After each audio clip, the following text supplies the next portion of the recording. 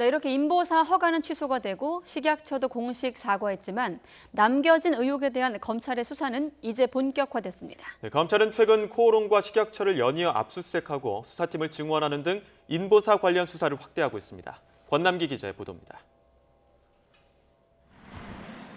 검찰의 식약처 압수수색은 바이오 의약품 허가 관련 부서에 집중됐습니다. 검찰은 지난 2017년 두 번 열린 인보사 심의에서 불허에서 허가로 정반대의 결론이 난 배경을 살피는 것으로 전해집니다. 두 차례 심의에서 가장 달라진 점은 허가 여부를 결정하는 심의위원회 구성이었습니다. 위원 7명이 참석한 1차에선 6명이 허가를 반대할 정도로 안정성 등에 대한 우려가 나옵니다. 하지만 이례적으로 2달 만에 열린 2차에선 심의위원이 12명으로 늘어났고 부족한 점이 충족됐다며 허가로 결론이 뒤바뀝니다. 식약처는 문제가 없었다는 입장입니다. 저희가 좀 아쉬웠던 점은 그 개발 단계에 대한 그 어떤 검증이라든지 검토가 조금 미비했다라는 생각을 가지고 있고요.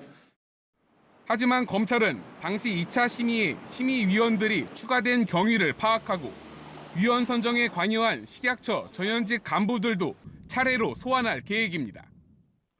코오롱에 대한 수사에선 인보사 성분이 잘못된 걸 언제 알았는지가 핵심으로 꼽힙니다.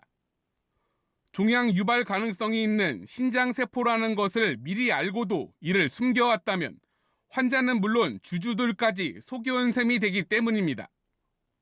현재까진 코오롱 생명과학의 미국 자회사가 지난 2017년 3월, 그러니까 허가 전에 이미 신장세포라는 것을 알고 있었다는 게 드러난 상황. 하지만 인보사 개발과 상품화 과정에 참여한 핵심 인력 대부분은 외국 국적에다 현재 국내에 없는 것으로 알려졌습니다.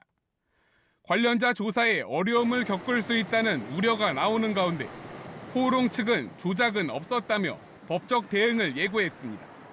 이런 가운데 인보사 수사를 맡은 서울중앙지검 형사 2부는 검사 2명을 파견받아 모두 5명의 검사로 수사팀을 증원해 본격 조사에 나설 계획입니다. YTN 권남기입니다.